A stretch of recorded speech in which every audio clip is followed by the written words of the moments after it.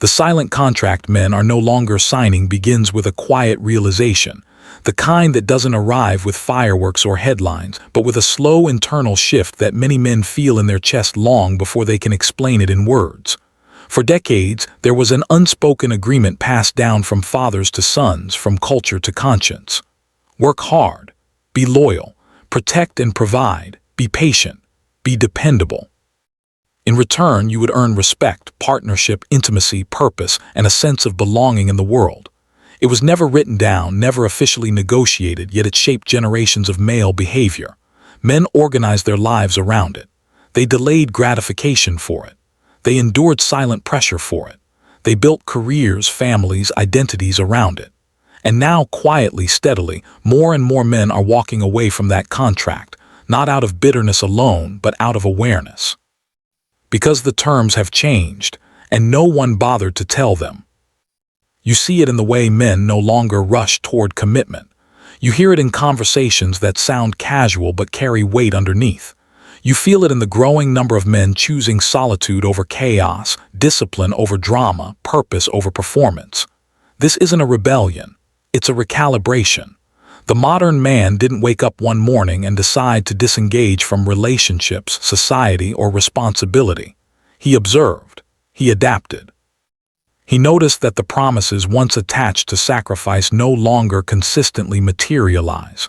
He realized that effort doesn't always equal appreciation, that loyalty isn't always reciprocated, that emotional labor often goes unseen. And slowly, something inside him shifted. The silent contract used to be simple. A man showed up, stayed strong, stayed faithful, and in return he received stability, respect, and love.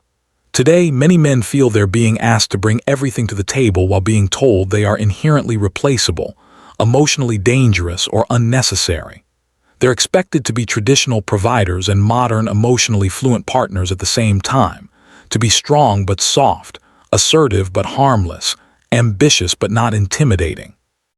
They are asked to lead without authority, to give without guarantees, to invest without security.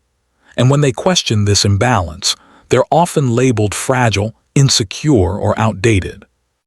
So men started pulling back, not loudly, not with protests, quietly. They stopped over-explaining. They stopped chasing validation. They stopped negotiating their self-respect.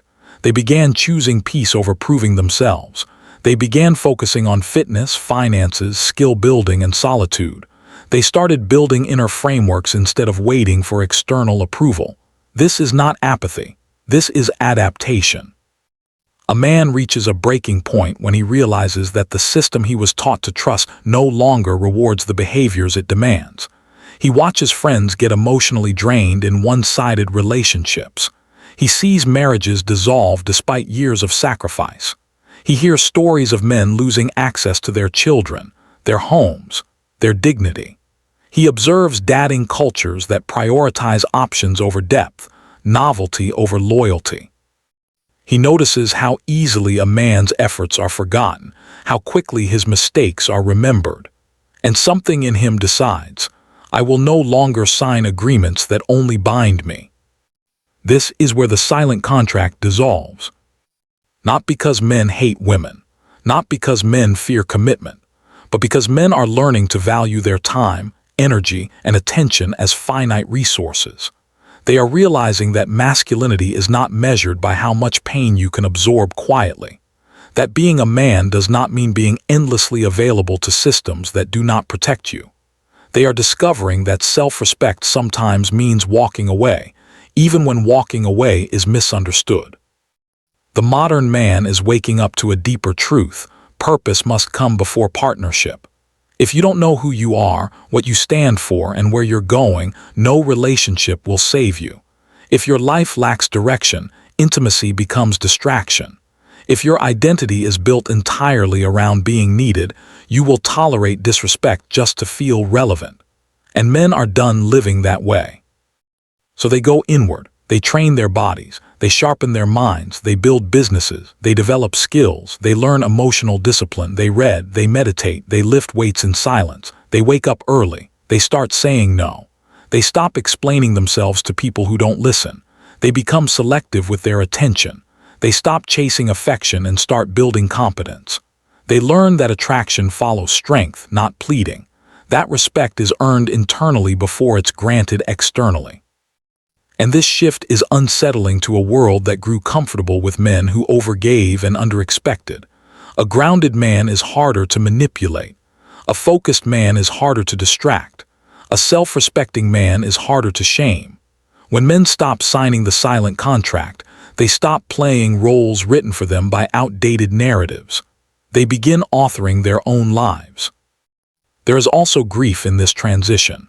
Many men mourn the idea of love they were sold. They grieve the fantasy of mutual sacrifice that didn't survive reality. They feel the weight of disappointment, of unmet expectations, of emotional investments that didn't pay dividends. But grief, when processed, becomes clarity, and clarity leads to boundaries. Boundaries are the new masculinity.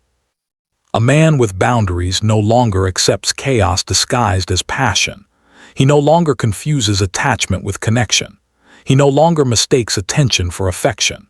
He understands that not every woman deserves access to his inner world. He realizes that being chosen means nothing if you abandon yourself in the process.